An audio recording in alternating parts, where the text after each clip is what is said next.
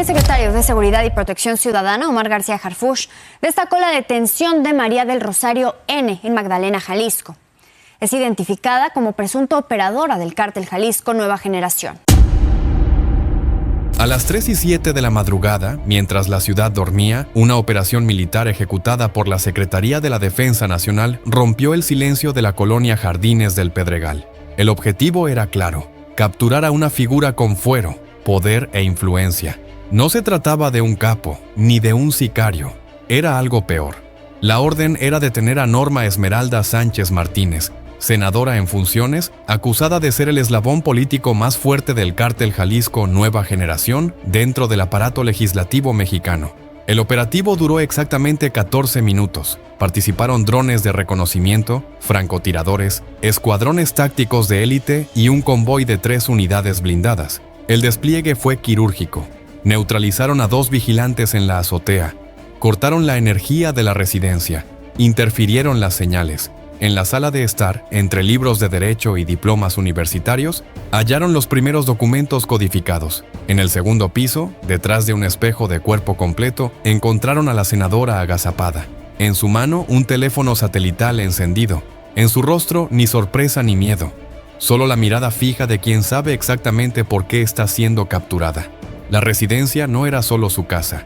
Funcionaba como un centro de mando político y operativo. Había servidores conectados a redes encriptadas, cajas fuertes con millones de pesos y dólares, pasaportes con identidades falsas y, lo más delicado, carpetas con rutas, horarios y mandos de operativos de la Sedena en varios estados del país, documentos marcados con sellos oficiales y nombres en clave que solo circulan dentro del Estado Mayor. Información que solo una persona con acceso total podía filtrar. Información que costó vidas. Lo que parecía una captura aislada se convirtió en el epicentro de una crisis institucional. La senadora Norma Esmeralda, hasta ayer una figura pública con alta aprobación y una imagen impoluta, fue señalada como el canal de filtración más grave en la historia reciente del Congreso. Cada reforma que votó, cada comisión en la que participó, cada declaración que hizo, ahora está bajo sospecha. No se trata de corrupción, se trata de traición. En los discos duros incautados hay grabaciones de conversaciones con operadores del CJNG. No son rumores, son pruebas.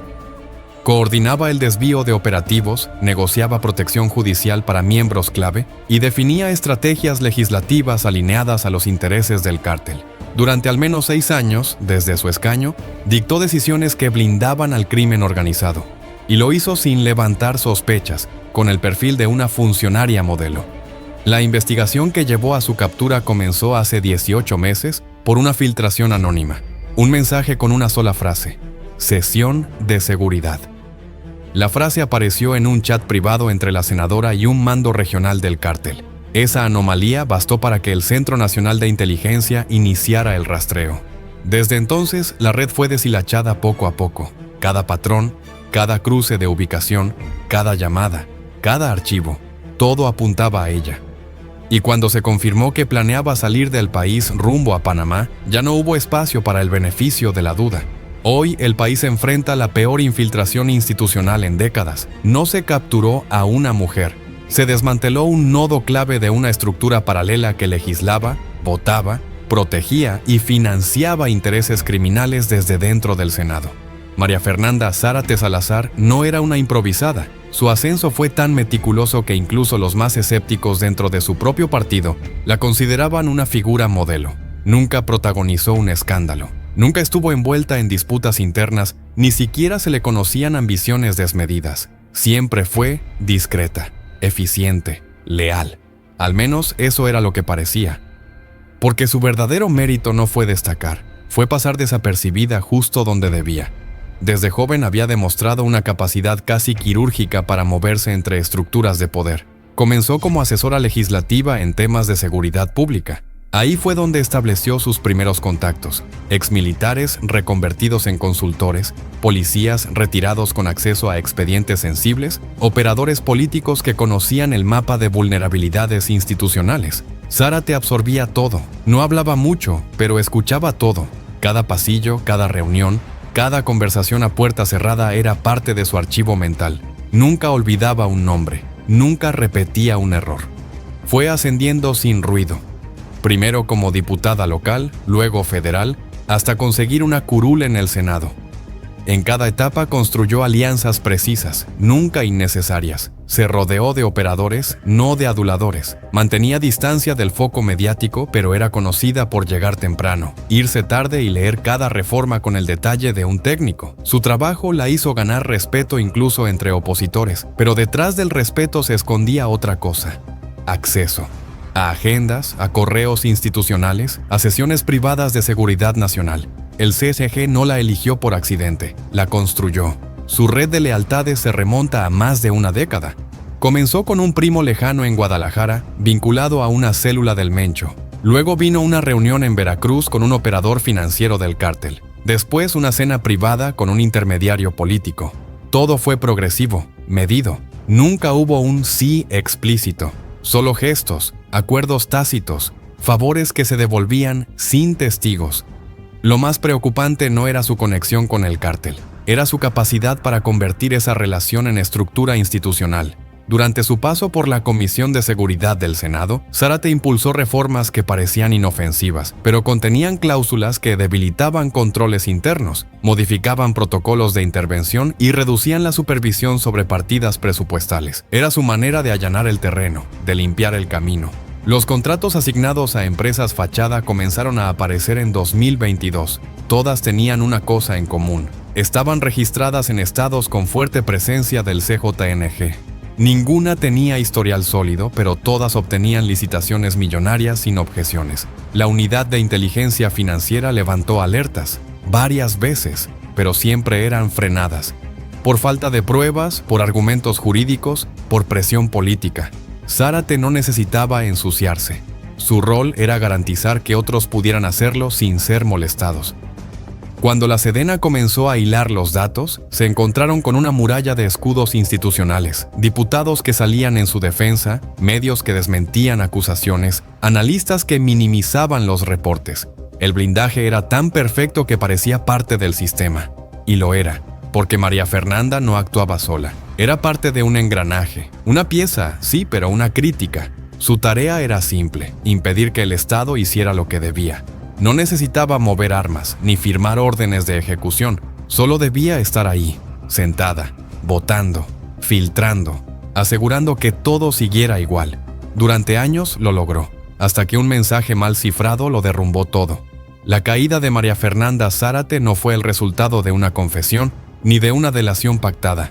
Fue un error. Uno pequeño, casi insignificante hasta que dejó de serlo. La noche del 12 de junio, a las 2:47 de la mañana, un mensaje salió desde un servidor encriptado ubicado en Coacalco. No debía llegar a ningún organismo oficial, pero lo hizo. Lo detectó un protocolo automático del CNI, un cruce de datos que generó una alerta por un término que no debía estar ahí: sesión de seguridad. Ese término, en ese contexto, disparó el análisis automático. Lo que parecía un simple error semántico se convirtió en una anomalía técnica. El algoritmo lo marcó como prioridad media, pero uno de los analistas lo elevó, no por el contenido, sino por el remitente, una línea de uso exclusivo vinculada al Senado. Desde ahí se activó un rastreo. Lo que encontraron fue devastador. La línea correspondía a uno de los teléfonos satelitales que usaba Zárate. No era su equipo oficial, pero tenía conexión directa con nodos ubicados en municipios controlados por el CJNG. El patrón de conexión coincidía con horarios específicos, justo antes y después de operativos fallidos en Michoacán, Zacatecas y Veracruz. Cuando revisaron los registros de voz, aparecieron llamadas dirigidas a jefes regionales del cártel, en las que se advertía con antelación sobre movimientos del ejército. En ese momento se acabó la duda. No era una sospecha, era una filtración interna. Durante 2 semanas, el CNI operó en silencio. Se activó un protocolo de monitoreo integral. Se rastrearon sus movimientos, sus reuniones, sus entradas y salidas del Congreso. Lo que observaron fue tan revelador como aterrador. Zárate se reunía frecuentemente con asesores externos que no estaban registrados en el padrón legislativo. Ninguno pasaba por los filtros de seguridad. Todos ingresaban con acreditaciones clonadas. Uno de ellos, captado por cámaras de seguridad, había sido identificado antes en una investigación por lavado de dinero en Jalisco. otro en fotografías filtradas de reuniones con operadores de Nemesio Oseguera Cervantes. Todos los caminos llevaban al mismo punto. Ella no operaba sola. Era un puente, un nodo estratégico que permitía la comunicación constante entre estructuras criminales y estructuras institucionales. Lo más grave vino después. El equipo forense digital del CNI accedió a una de sus computadoras personales. Lo que hallaron era una arquitectura de doble vida. En la superficie, archivos legislativos, ponencias, discursos. En capas más profundas, registros bancarios codificados, listas de transferencia, planes de despliegue militar y correos con nombres en clave. Uno de los correos fue enviado a 48 horas de un operativo en Tierra Caliente. En él se advertía: evitar el tránsito por la ruta 134, hay movimiento inusual. Esa advertencia salvó a un convoy del CJNG. Esa advertencia salió desde el Senado. No fue la única. Cada documento tenía una marca, cada dato una intención. No solo informaban, coordinaban, ajustaban estrategias del cártel con información de primera mano. En un archivo llamado abril24.mx había una tabla con nombres de mandos militares, sus zonas de acción y sus horarios de cambio de turno. Esa información no es pública. Esa información solo la tiene un reducido grupo de personas, y una de ellas estaba trabajando para el Mencho. Ahí se activó la fase final. La Sedena tomó el control de la operación. Se cancelaron permisos de salida, se reforzaron perímetros. Las órdenes eran claras: capturarla antes de que pudiera desaparecer, porque sabían que si no la atrapaban en 72 horas, alguien más la protegería. Ya había pasado antes, esta vez no podían permitirlo.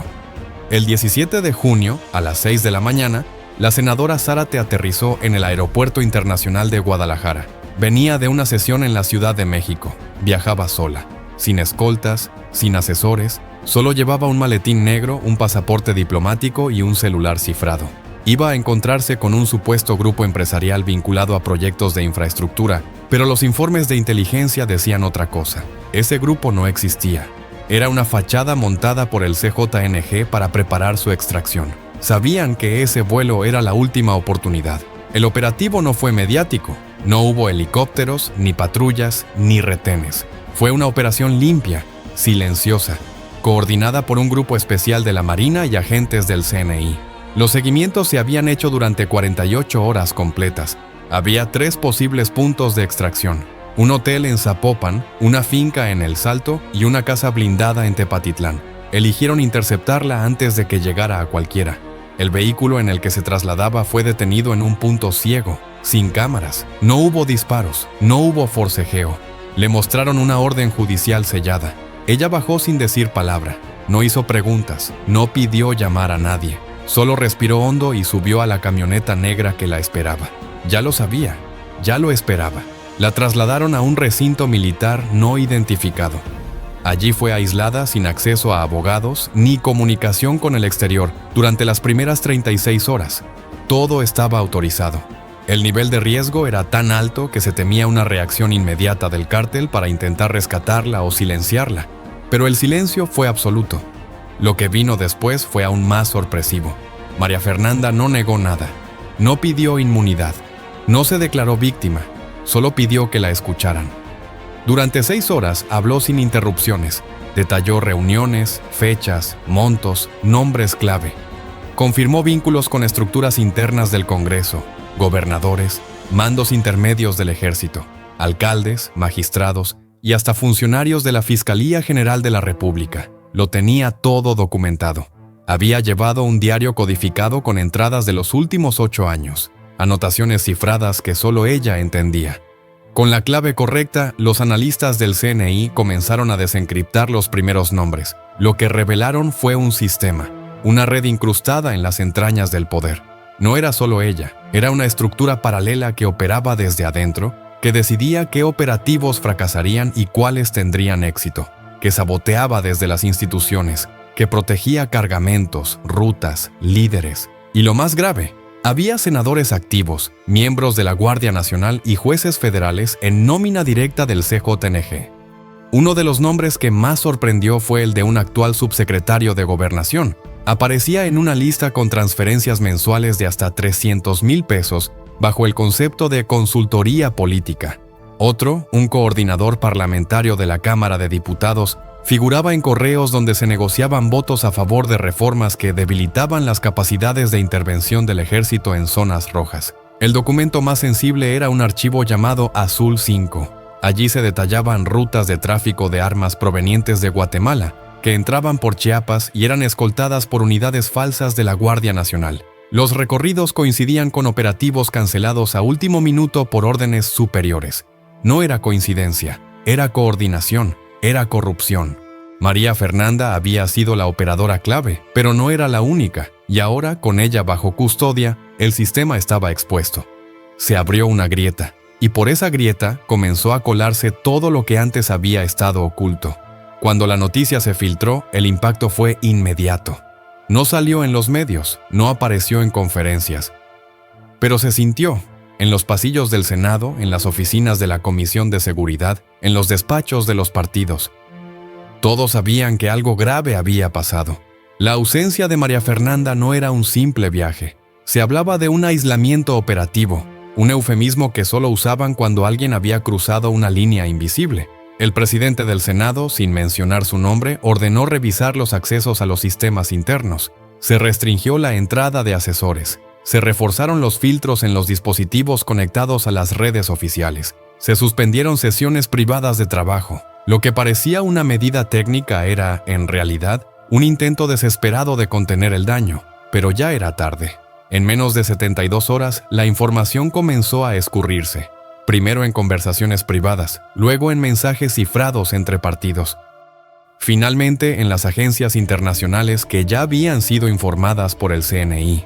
La CIA y la DEA solicitaron acceso al expediente. Había vínculos con estructuras de tráfico de armas y precursores químicos que afectaban también a Estados Unidos. El caso ya no era solo mexicano, era global, y en el centro el Senado temblaba. Los compañeros de partido de Zárate guardaron silencio. Nadie la defendió.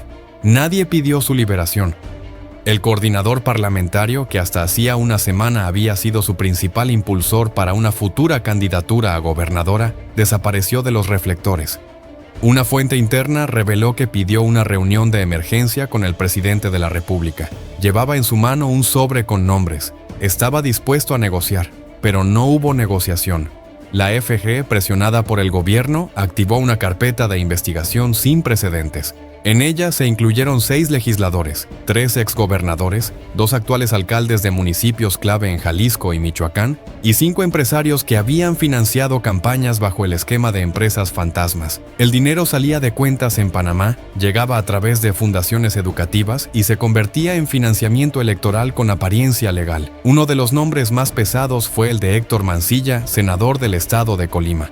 Las bitácoras digitales de Zárate mostraban 7 reuniones secretas con él en casas de seguridad. La información cruzada con llamadas telefónicas reveló que Mancilla había sido el intermediario para entregar información militar sobre movimientos de tropas en Tecomán y Manzanillo. Cada dato filtrado tenía un costo, y ese costo era pagado en efectivo, a través de maletas que se entregaban en vuelos privados no declarados. Al conocerse esto, se ordenó su detención inmediata. Pero Mancilla ya había salido del país. Su último registro migratorio lo ubicaba en Panamá, con destino final en Emiratos Árabes Unidos. En menos de 48 horas se perdió todo rastro. Se convirtió en prófugo, con alerta roja de Interpol. Ese fue el primer efecto colateral. Después vinieron las renuncias. 2 senadores dejaron sus cargos sin dar declaraciones. 3 funcionarios de la Sedena pidieron jubilación anticipada. 4 jueces federales solicitaron cambios de adscripción a zonas rurales. El sistema crujía por dentro. Nadie confiaba en nadie. Cada reunión era grabada, cada correo filtrado, cada movimiento vigilado. El Senado dejó de funcionar como órgano legislativo. Se convirtió en un campo minado. La credibilidad institucional estaba destruida. Y no por rumores, por pruebas, porque todo lo que Zárate había guardado era real. Porque cada nombre, cada cifra, cada mensaje estaba respaldado. Y porque muchos sabían que no podrían resistir si eso salía a la luz. Pero lo más peligroso no era lo que había pasado, era lo que estaba por pasar. Lo que ocurrió después de la caída de María Fernanda Zárate no fue solo un cambio en la agenda política, Fue el inicio de una cuenta regresiva que amenaza con desmantelar toda la estructura de poder que durante años protegió al cártel Jalisco Nueva Generación desde las sombras del Senado. La respuesta del cártel no se hizo esperar. En las semanas siguientes a la detención, la violencia aumentó exponencialmente. Las emboscadas, ataques coordinados y bloqueos en carreteras no solo buscaban desestabilizar a las fuerzas federales, sino enviar un mensaje claro: no se rendirán sin luchar. Los comandos armados se movían con una precisión quirúrgica, como si supieran cada paso que darían las autoridades. Esto no era coincidencia, era resultado directo de las filtraciones internas que hasta hace poco parecían imposibles. Pero el costo no fue solo en vidas ni en infraestructura, fue también político. En el Congreso, el miedo paralizó iniciativas cruciales. Los proyectos para fortalecer a las instituciones de seguridad se congelaron. Las investigaciones internas se estancaron. Los funcionarios que podrían haber colaborado con la justicia optaron por el silencio. En los pasillos, la pregunta latente era: ¿quién será el siguiente? En medio de ese ambiente, las autoridades comenzaron a implementar protocolos de protección para senadores y funcionarios considerados vulnerables, escoltas adicionales, medidas de seguridad reforzadas, monitoreo constante. Pero la sensación de inseguridad era palpable. Ya nadie confiaba plenamente en sus compañeros ni en sus propios equipos de trabajo. Fuera del Senado, la sociedad observaba con una mezcla de impotencia e indignación. El país estaba frente a una crisis de confianza sin precedentes. ¿Cómo creer en un sistema donde una senadora podía operar como enlace directo con uno de los cárteles más peligrosos? ¿Dónde quedaba el Estado de Derecho cuando las mismas instituciones eran socavadas desde dentro? La presión internacional también se intensificó. Estados Unidos y la Unión Europea exigieron transparencia y acciones contundentes.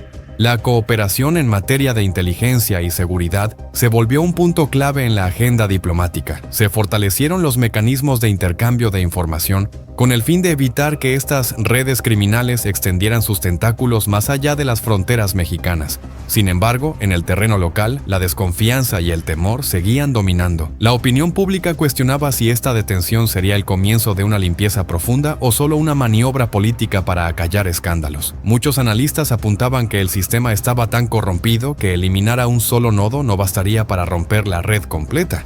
En el seno del gobierno, los debates eran intensos y divisivos. Por un lado, quienes promovían una depuración total de las instituciones, desde la base hasta los niveles más altos. Por otro, los que temían que una purga masiva provocara un vacío de poder y un caos institucional sin precedentes. La tensión entre estas posiciones hacía evidente la complejidad del problema y la dificultad para encontrar soluciones claras y rápidas.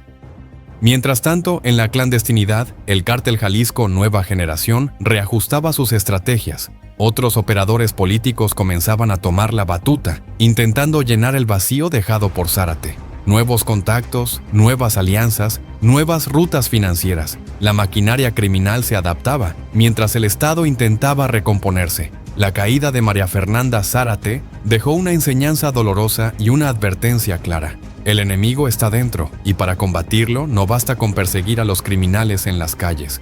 Hay que desmantelar las redes que los sostienen desde el poder. La pregunta que ahora retumba en cada rincón del país es simple y aterradora. ¿Cuántos más están jugando a dos bandas? ¿Cuántos senadores, diputados, funcionarios, empresarios y jueces mantienen un pie en el Congreso y otro en la sombra del narco?